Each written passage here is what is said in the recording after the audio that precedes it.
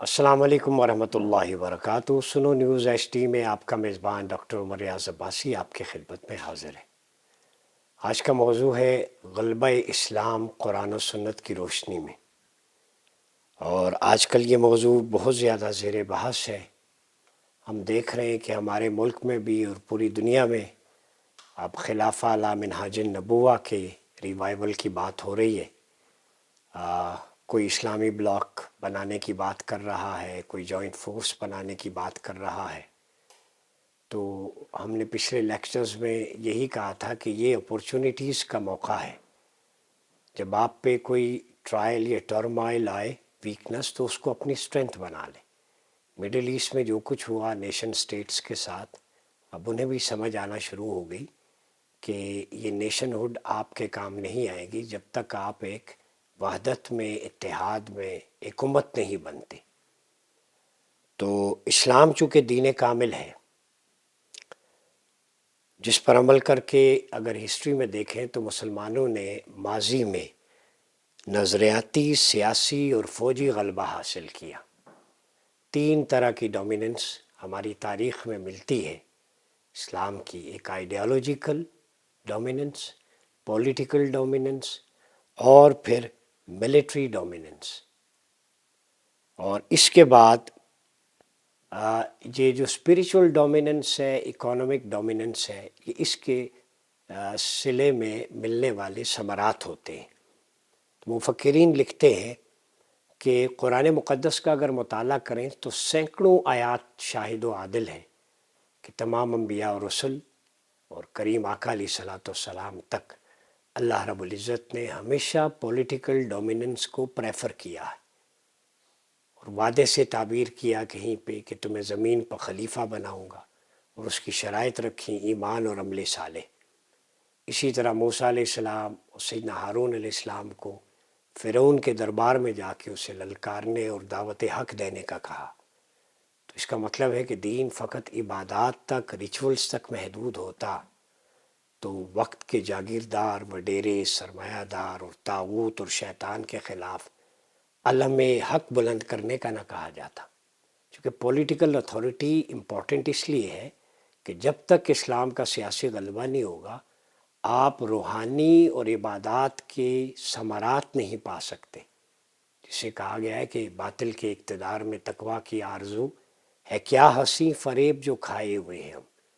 تو ناگزیر ہے، اگر آپ اقتصادی قوت بننا چاہتے ہیں، اگر آپ آئیڈیل اسپریچول ماڈل تشکیل دینا چاہتے ہیں، تو اس کے لیے قوت نافذہ آپ کے پاس ہونی چاہیے جو اللہ اور اس کے رسول کے فرامین کے مطابق فیصلے کرے۔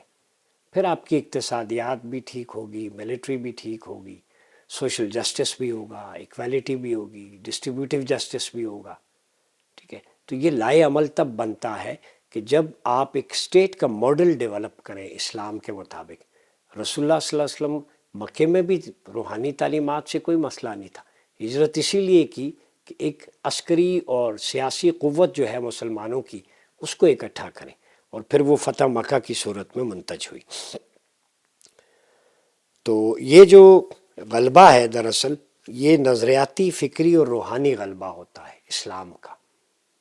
یہ بڑی امپورٹنٹ بات ہے، اور سیاسی عسکری غلبہ اس کا ایک نتیجہ ہوتا ہے۔ جب آئیڈیالوجیکلی آپ غالب ہوں گے، پھر پولیٹیکل ڈومیننس ہوگی، پھر ملٹری ڈومیننس ہوگی، ٹھیک ہے۔ لیکن یہ مستقل نہیں ہوتا، یہ مسلمانوں کے اعمال پر منحصر ہے سیاسی غلبہ۔ یہ بڑی امپورٹنٹ بات بتا رہا ہوں۔ جب تک آپ ٹھیک لائنز پہ رہتے ہیں تو قوت نافذہ آپ کے پاس رہتی ہے۔ جب مسلمان ایسو عشرت میں پڑ گئے، وہ گائیڈ لائنز فالو کرنا چھوڑ دیں، تو خلافت ٹوٹ گئی، نیشن سٹیٹ میں بٹ گئے، اور اس کا خمیازہ آپ دیکھ لیں۔ ویسٹ نے ڈیموکریسی کا چورن دیا، ایپسٹین فائل کی صورت میں سامنے آیا۔ تو مسلمانوں کو پتہ چل گیا ہے کہ ڈکٹیٹرشپ، بادشاہت، موروثیت اور جمہوریت یہ اپنی تمام مفاسد اور قباحتوں کے ساتھ سامنے آ چکی ہے۔ تو اب ڈسکشن صرف خلافت پہ ہو رہی ہے، وہی بچا سکتی ہے، چونکہ اسی کے ذریعے معاشرے میں اور پوری دنیا میں امن قائم ہو سکتا ہے۔ اور اس کو قرآن مجید نے بھی کہا: ان اللہ لا یغیر ما بقوم حتی یغیروا ما بانفسہم، کہ اللہ لوگوں کی حالت کو تبدیل نہیں کرتا جب تک خود وہ اپنی نفس کی حالت کو نہ بدلے۔ آپ کو خود بدلنا پڑے. You will have to take initiative by yourself. اس کے بغیر ممکن نہیں ہے. اور یہ نعمت جب کسی قوم کو عطا ہو اس وقت تک نہیں بدلتا جب خود اپنے طرز عمل کو نہیں بدلتی. بات سمجھ رہے؟ تو عروج و زوال مسلمانوں پر بحیثیت اجتماعی یہ جو ہے قومی بدعملی کی وجہ سے ہوتا ہے. اجتماعی بدعملی. اور اجتماعی بدعملی تب جنم لیتی ہے کہ جب آپ کا سیاسی جو انتشار ہے وہ فتنہ و افتراق کی نظر ہو جائے. مسلمان ممالک کتنے ہیں؟ ان میں سب میں اذان بھی ہے، مساجد بھی ہے، زکوٰۃ بھی ہے، اس میں قربانی بھی ہے، ریچولز تو سارے ہیں، مگر قوت فیصلہ اسلام کے مطابق غلبے کی، وہ فیصلے، وہ ڈیسیژن، وہ ڈپلومیسی، ٹھیک ہے، وہ عسکری پالیسی، وہ اسلام کے تابع نہیں ہے، چونکہ سیاسی غلبہ نہیں ہے. جس کی وجہ سے اب دیکھنا پورے مڈل ایسٹ کے اندر ان کی حفاظت کس کے ذمہ ہے؟ امریکہ کے. اب یہاں سے اور اسی وجہ سے یہ جنگ کا جو سلسلہ بنا. پھر دوسرا نیشن سٹیٹس میں بٹ گئے، ایک ایک کر کے ان کے وسائل اور ان کی دفاعی قوت کو کمزور کیا، انویسٹمنٹس بھی لیں، اور آج ان پہ قبضے کی صورت نظر آتی. تو یہ نوشتہ دیوار ہے، اس پہ کچھ ڈیبیٹ کرنے کی تو ضرورت ہی نہیں ہے. تو اسلام ایک نظریہ ہے جس کو زوال نہیں، وہ غلبہ ہے جو ہمیشہ سے قائم ہے. اسلام تو قائم ہے. یاد رکھیں اسلام کو کوئی خطرہ نہیں، مسلمان خطرے میں ہے. مسلمان اس وقت تک خطرے میں رہے گا جب تک وہ مومن نہیں بن جاتا اور اس میں عمل صالح نہیں آ جاتا. تو جب مومن ایمان اور عمل صالح آئے گا تو اللہ خلافت عطا کرے گا. اس کا مطلب ہے خلافت کیوں نہیں مل رہی؟ کہ ابھی ہم مسلمان کی کیٹیگری میں، ابھی ہم نے سبمٹ کی اتھارٹیز زبانی کلامی. تو جب submit your authorities in front of اللہ، الاسلام و تسلیم. میں تو کہتا ہوں کہ مسلمان بھی کامل نہیں ہے، چونکہ اسلام کی تعریف ہی وہی ہے کہ الاسلام و تسلیم، اپنی ساری اختیارات اور اتھارٹیز کو اللہ کے سامنے سر تسلیم خم کرنا، اپنی خواہش کوئی نہیں، اللہ کی خواہش کے تابع. مسلمان تو اللہ کی خواہش کے تابع ہے ہی نہیں، صرف کلمہ پڑا ہوا ہے. وہ لوٹ مار، رشوت، وہ فیصلہ سازی، وہ عدالت، وہ سودی معیشت، یہ اللہ کے تابع ہونا ہے. یہ مسلمان ہیں جنہیں دیکھ کے شرمائیں یہود. یہ تو منافقت ہے. اسی لیے آپ پہ تباہیاں، ٹرمائل اپنا پیدا کردہ ہے، اللہ کی طرف سے نہیں ہے. یہ بدعمالیوں کی وجہ سے. ہر کریڈٹ ہم خود لے لیتے ہیں، جو ٹرائل آتا ہے وہ اللہ کے کھاتے میں ڈال دیتے ہیں. ایسا نہیں، اپنے گریبان میں جھانکے. ہمارے ڈکلائن کی وجہ خود مسلمان ہیں، انہوں نے اللہ کے وعدے کو چھوڑ دیا ہے. استخلاف فی الارض، اس کے لیے جو 2 شرائط تھیں ان شرائط پہ ہی پورا نہیں اترتے. ایمان اور عمل صالح دیکھ لیں آپ. پھر نظریاتی اور فکری غلبہ مضبوط اور دیر پا ہوتا ہے. اور اللہ کا فرمان ہے والذی ارسل رسولہ بالہدی ودین الحق لیظہرہ علی الدین کلہ وکفی باللہ شہیدا. وہ اللہ ہے جس نے اپنے رسول کو ہدایت اور دین حق دے کر بھیجا. رسول اللہ 2 چیزیں لے کے آئے، ہدایت اور دین حق، تاکہ اسے ہر دین پر غالب کر دے. مقصد، آبجیکٹو بعثت مصطفیٰ کا یہ ہے کہ ہدایت اور دین حق کے ذریعے تمام ادیان پر اسے غالب کر دیا. لیظہرہ علی الدین کلہ، ٹوٹلی ڈومیننس ہو اسلام. تو اللہ کے نزدیک عافیت، امن، خوشحالی اور دوام وہ اس میں ہے کہ جب آپ اقامت دین پر قائم ہوں گے، اسلام کا غلبہ ہوگا. اور اللہ کافی ہے گواہی دینے والا. بات سمجھ رہے؟ تو آپ صلی اللہ علیہ وسلم کی بعثت کا مقصد اسلام کی نظریاتی اور سیاسی بالادستی تھی. رسول اللہ اسلام کو نظریاتی اور سیاسی طور پہ بالادست کرنے آئے تھے، باقی سب چیزیں اس کے تابع. بات سمجھ رہے ہیں؟ اس کا مطلب یہ نہیں کہ اللہ نے رسول کو اس لیے بھیجا کہ ساری دنیا کے مسلمان بنا کے چھوڑے. نہیں، مطلب یہ ہے کہ دنیا میں جو جو دین کی نظام ہائے زندگی رائج ہیں ان سب پر بلحاظ عقل اور دلیل و حجت اسلام کی بالادستی قائم ہو جائے. مثلا دور نبوی میں یہودیت ایک دین تھا، عیسائیت، مجوسیت، منافقت، صابیت، مشرکین کا دین، ان سب ادیان کے عقائد الگ الگ تھے. اور انہی عقائد کی مناسبت سے ان کا پورا نظام زندگی کا ترتیب پاتا۔ تو رسول اللہ کی بعثت کا مقصد اللہ کے نزدیک یہ ہے کہ ان تمام باطل ادیان کے نظام پر اسلام کی برتری اور بالادستی قائم ہو۔ جیسے آج کل جمہوریت، اشتراکیت، یہ سارے چورن ہمارے معاشرے میں موجود ہیں، خلافت کدھر ہے؟ رسول اللہ نے جڑیں کاٹ کے رکھ دی ان نظاموں کی۔ بات سمجھ رہے ہیں؟ تو اب جدید کمیونیکیشن کا دور ہے، آسان ہو گئی ہیں بہت ساری چیزیں، اسلام تیزی سے پھیل رہا ہے، سیاسی، فوجی، معاشری، ٹیکنالوجی، دوسرے علوم میں برتری کی کوشش کے ساتھ مسلمان اس ہتھیار کو اپنائیں، یہ بڑا امپورٹنٹ ہے۔ اور بالہدا و دین الحق، اس میں واضح ہے کہ اللہ نے رسول کو تشریح دین دی ہے اور اس کی اساس توحید ہے۔ پھر اسلام جب غالب ہو جاتا ہے، اس کی وجہ، مجھے کئی دوستوں نے پوچھا آپ بہت غلبے کی، خلافت کی، تو فائدہ کیا ہوگا جب اسلام غالب ہوگا؟ کیا ہوگا؟ اب کے پاس کوئی ہے اس کا سولوشن کہ اسلام کا غلبہ کیا ہے؟ بھائی یاد رکھیں، غلبہ اسلام کی نتیجہ خیزی اور اس کا رزلٹ فتنے کا خاتمہ ہے۔ یہ میں نہیں کہہ رہا، قرآن کا آرگومنٹ ہے۔ اور فتنہ کسی معاشرے کے اندر باطل کے غلبے کی کیفیت کا نام ہے۔ مسلمان منتشر اور فتنے کا شکار کیوں ہیں؟ اسی فتنے کے خاتمے کے لیے قرآن کیا کہتا ہے؟ قرآن کہتا ہے وَقَاتِلُوهُمْ حَتَّى لَا تَكُونَ فِتْنَةٌ وَيَكُونَ الدِّينُ كُلُّهُ لِلَّهِ فَإِنِ انْتَهُوا فَإِنَّ اللَّهَ بِمَا تَعْمَلُونَ بَصِيرٌ۔ سورہ انفال آیت نمبر 39، چیپٹر نمبر 8، کہ ان سے لڑے یہاں تک کہ کوئی فتنہ باقی نہیں رہے اور دین سارے کا سارا، سب کا سب اللہ کے لیے ہو جائے۔ پھر اگر وہ بعد آ جائیں، بے شک جو وہ کچھ کر رہے ہیں اللہ اسے خوب دیکھنے والا ہے۔ تو فتنہ کے لفظی معنی آگ میں تپانے اور آزمانے کے۔ فتنہ کسی معاشرے کے اندر باطل کے غلبے کی کیفیت ہے جس کی وجہ سے اس معاشرے کے لوگوں پر ایمان پر قائم رہنا اور اللہ کے احکامات پر عمل کرنا مشکل ہو جاتا ہے۔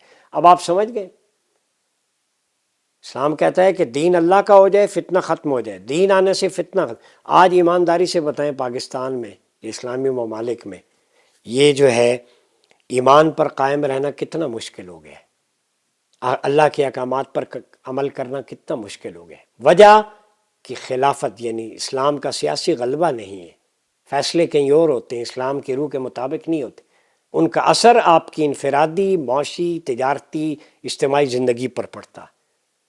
تو اسلام نے غلبے کی اس لیے بات کی کہ غلبہ ہوگا تو یہ فتنے ختم ہوں گے، چاہے وہ فحاشی اور یعنی کا فتنہ ہو، چاہے وہ دہشت گردی کا فتنہ ہو، سودی معیشت کا فتنہ ہو، استعماری اور طاغوتی اعلی کاروں کا فتنہ ہو، ان کی پالیسی اور ان کا آپ کے ملک پر اثر انداز ہونے کا فتنہ ہو۔ یہ فتنے تب مٹیں گے جب آپ اپنے ریاستی احکام کو اللہ اور اس کے رسول کے تابع کر دیں گے، پھر فتنے کا کوئی ڈر نہیں، اللہ خوف کو امن میں بدل دے گا، برکتیں نازل ہوں گی، خوشحالی ہوگی۔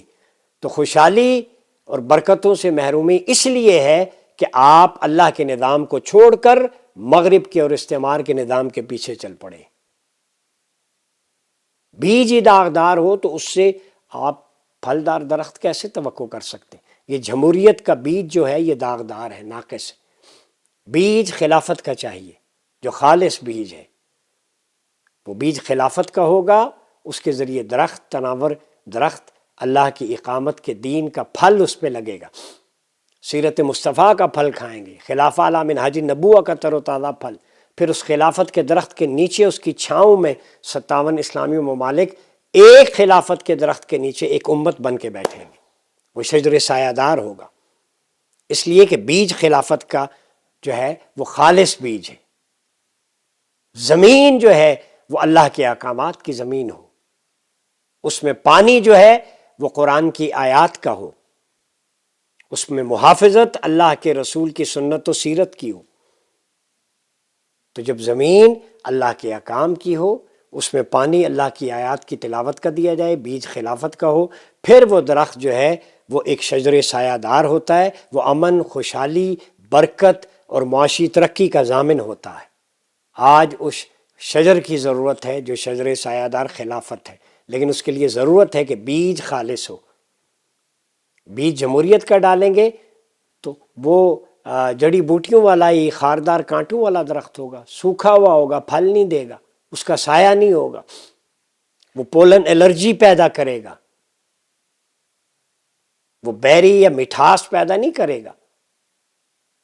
آج جمہوریت ایک پولن الرجی کی طرح ہے، لوگوں کو جو ہے وہ ڈس رہی ہے، وائرل انفیکشن ہے جمہوریت۔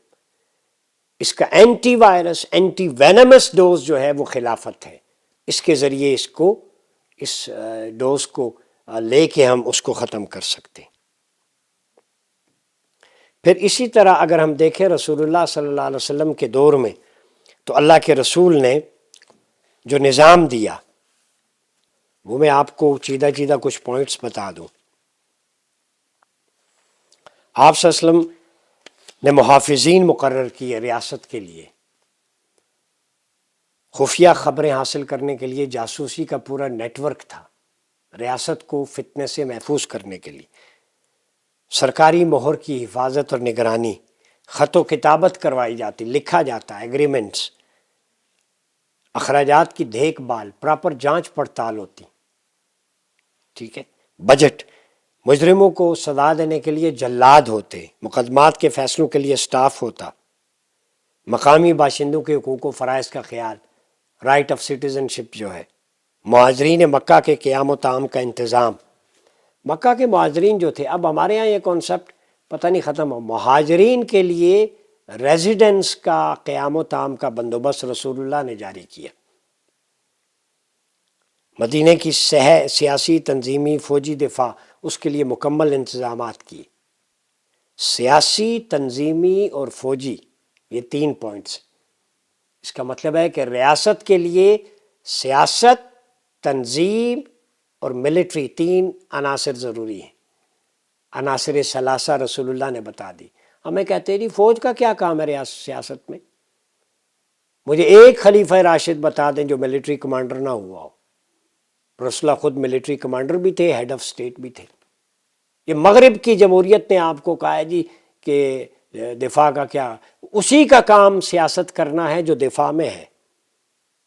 سیاست ہے ہی اصلاح کا نام، اور اصلاح وہی کر سکتا ہے جس کے ہاتھ میں چھڑی ہوگی، قوت نافذہ ہوگی، جو خود بھی عمل پیرا ہو، دوسروں کو بھی سکھائے۔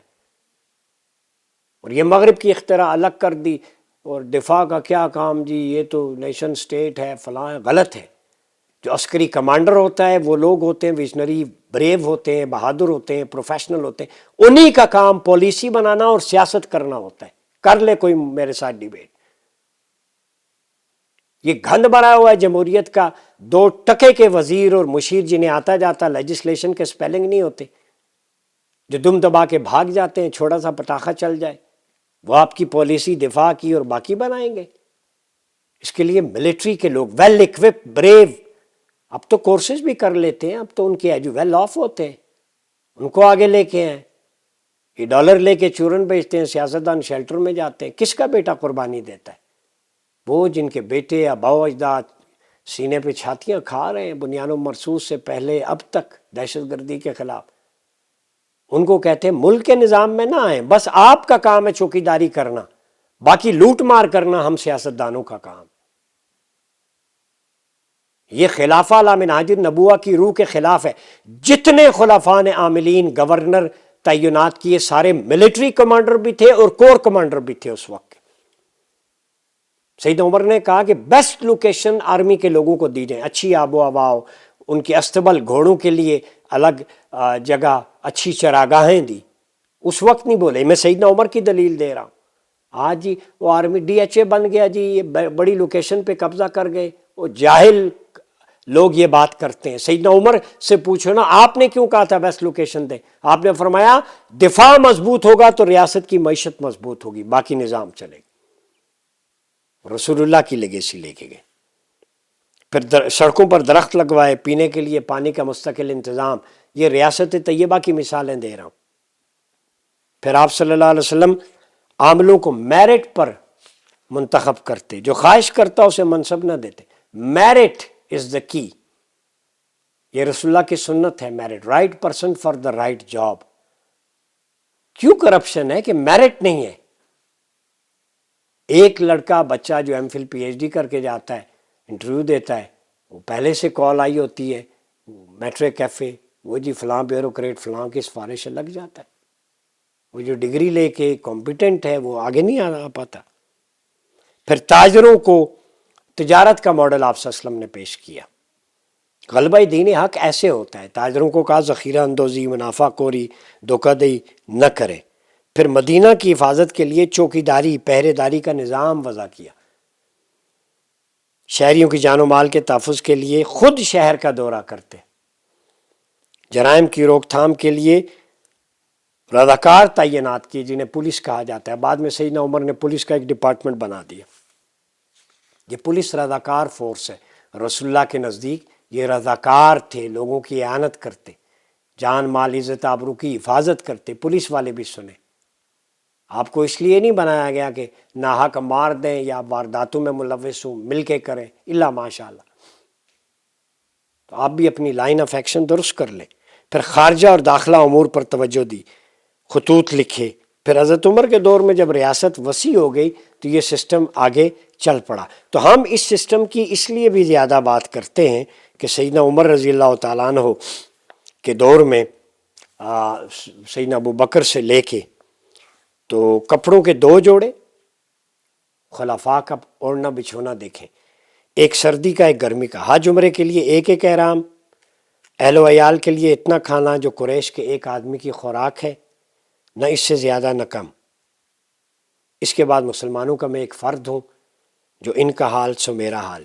یہ خط جو اتنا ٹکڑا میں نے پڑھا ہے نا، یہ شیخین کا ہے، سیدنا ابو بکر و عمر رضی اللہ تعالیٰ عنہما۔ ان دونوں کا کل خرچہ امیر المؤمنین تھے، ایک خلیفۃ الرسول، ایک امیر المؤمنین، ان دونوں کا 2 جوڑے، ایک گرمی ایک سردی، 2 احرام حج اور عمرے کے لیے، اہل و عیال کے لیے اتنا کھانا جیسے قریش کے ایک آدمی کی خوراک ہو۔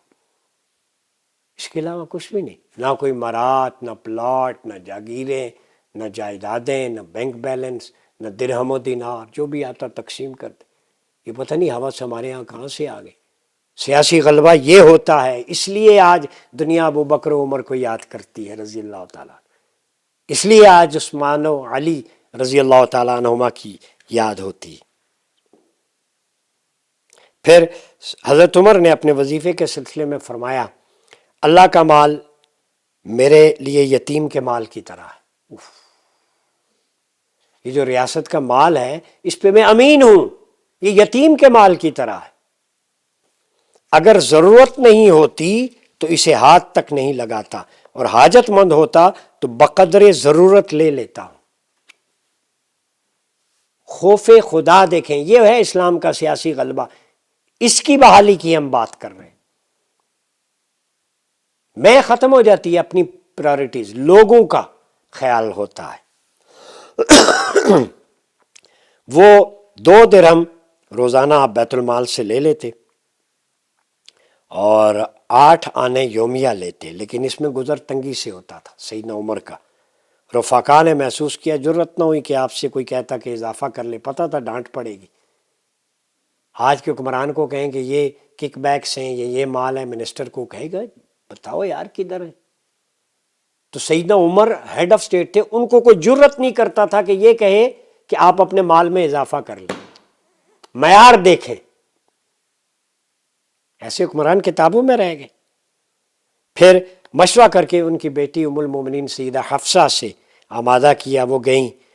تو جب اللہ نے مملکت کو کشائش عطا کر دی تو آپ نے فرمایا آپ بھی اپنے روزینے میں اضافہ کر لیں تاکہ گزر اوقات سہولت سے ہو۔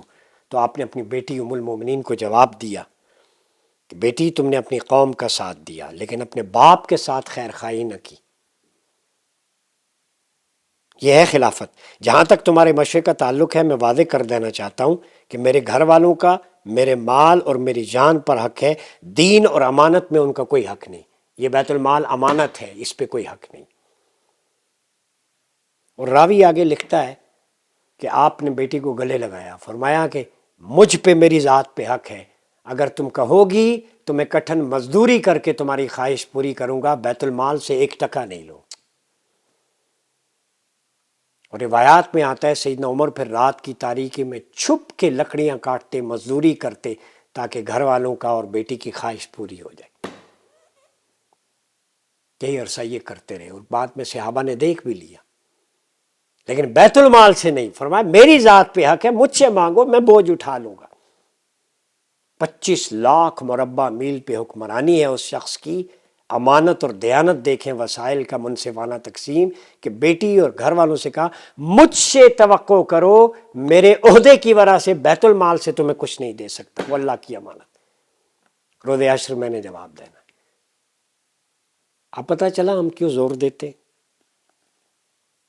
پھر فرمایا کہ ایک حضرت عمر نے جو وظیفہ اپنے لیے مقرر کیا تھا، اس میں قریش کے ایک عام آدمی کے معیار کے مطابق کھانا، ایک عام آدمی 2 جوڑے سالانہ کپڑے تھے، سال میں 2 جوڑے کپڑے، مجھ سمیت آپ سب فیصلہ کرنے اپنے گریبان میں، سال میں کتنے جوڑے سلواتے ہیں، کتنی شرٹیں، پینٹیں، ٹائیاں، ویسٹ کوٹیں، کوٹس، جوتے، سب کچھ، یہ عام آدمی کی بات کرو، تو منسٹرز اور حکمرانوں کی تو بات ہی ہو رہی۔ 20 لاکھ کا یہ بریسلٹ پہنا ہوتا ہے، یہ گھڑی میں نے تو 400 کی پہنی ہوئی ہے، یہ عقیق پہنا ہوا ہے 400-500 کا ہوگا، میں مثال دے رہا ہوں، انگوٹھیاں کروڑوں کی، سینڈل جو ہیں وہ 20 برانڈڈ پہنتے، جوتا برانڈڈ ہوتا ہے، آج کل سوشل میڈیا پہ آ رہا ہے نا، بات کرتے ہیں حکمرانی کی، پھر ہم سے ڈوب نہیں مرنا چاہیے۔ پھر اب دیکھیے کہ اس کھانے اور ان کپڑوں کی کیا کیفیت تھی۔ کھانا کیا تھا؟ جو کی روٹی، زیتون کا تیل، موٹا پسا ہوا نمک۔ مہمان نے کہا امیر المومنین آپ گھیوں کے آٹے کی روٹی کیوں نہیں کھاتے؟ فرمایا سرزمین عرب میں اس وقت مجھ سے زیادہ صاحب مقدرت کوئی نہیں۔ تو آپ نے فرمایا اس لیے کھاتا ہوں کہ ہماری مملکت میں ہر شخص کو گھیوں کی روٹی مل رہی ہے۔ اس نے کہا ایسا تو نہیں۔ آپ نے فرمایا عمر کو اس وقت اس کا یقین ہے کہ مملکت میں ہر شخص کو کم از کم جو کی روٹی میسر آ رہی ہے، وہ گھیوں کی روٹی اس دن کھائے گا جس دن اسے اس کا اطمینان ہو جائے کہ ہر شخص کو گھیوں کی روٹی مل رہی ہے۔ تو حاکم وقت کا، امیر المومنین کا یہ عالم ہے کہ وہ اپنے کھانے میں بھی، بود و باش میں بھی، طعام میں بھی، رہائش میں بھی، وہ کہتے ہیں جو پبلک کر رہی ہے اس حد تک بس، اس سے زیادہ میرا حق نہیں جب تک ان کو نہیں پہنچتا۔ یہ ہے اسلام کا سیاسی غلبہ۔ تو جب تک یہ ماڈل آف اسٹیٹ ہمارے ہاں نہیں آتا اس وقت تک تقدیر نہیں بدلتی۔ اس وقت اپورچونٹی ہے، اور ہمارے ملک میں کافی مذہبی زعماء آج کل باتیں کر رہے ہیں کہ اسلامی بلاک بنایا جائے۔ یہ بات سعد نذیر صاحب 2-3 سال سے کر رہے ہیں، چیئرمین تک ملے پاکستان ہم سب، کہ اسلامک بلاک ڈیفنس اور فارن پالیسی ایک۔ تو ہماری جو علماء حضرات ہیں ان سے یہی گزارش ہے، حضرت یہ جمہوریت کے مفاسد میں اسلامک بلاک نہیں آ سکتا، یہ خلافت سے ہی ممکن ہے۔ تو آپ آہستہ آہستہ ہماری بات کی توثیق کر رہے ہیں، چلیں دیر آئے درست ہے، ہمارا کوئی جھگڑا نہیں۔ یہ 2 سال کی محنت ہے، بات سمجھ میں تو آ رہی ہے، آج ہر جگہ ڈسکس ہو رہا ہے، خلافت ہی بچا سکتی ہے، سیاسی غلبہ ہی بچا سکتا ہے۔ تو پانی پتھر پہ بھی آہستہ آہستہ گرتا رہے اس کو بھی نرم کر دیتا ہے، سوراخ کر دیتا ہے۔ ہمارا کام ہے عروق مردہ میں مردہ ضمیروں پہ دستک دینا، جھنجھوڑنا، وہ ہم دعوت کا کام کرتے ہیں اور کرتے رہیں گے۔ اپنا بہت خیال رکھیے۔ اپنے میزبان ڈاکٹر عمر ایاز باشی کو اجازت دیجیے۔ اللہ حافظ۔